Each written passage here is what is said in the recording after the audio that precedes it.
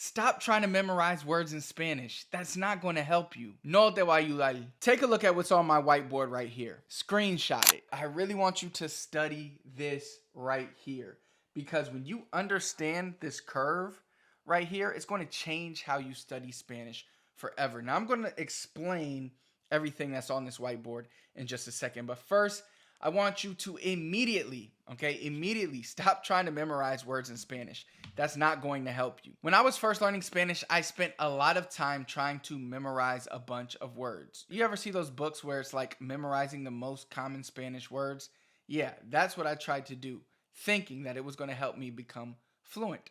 Wrong. The key isn't to memorize. If you want to remember words in Spanish, then you have to stop trying to memorize and you have to start doing what I call active recall. This basically means that you train your brain to pull the words back up. This is where something like spaced repetition comes in, and that's what I show on this whiteboard. Basically, after you consume a piece of content in Spanish, you would want to write down some of the words that you want to study today. All right, these are words that you would have come into contact with, and you saw them in context through whatever it is that you were consuming.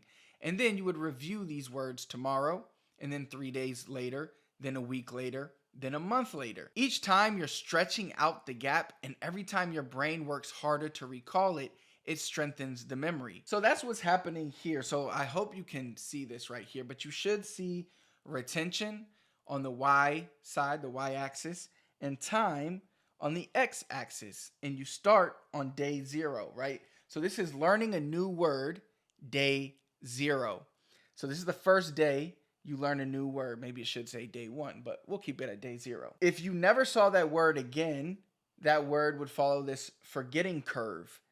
And over time, your retention of that word would go down. You see that?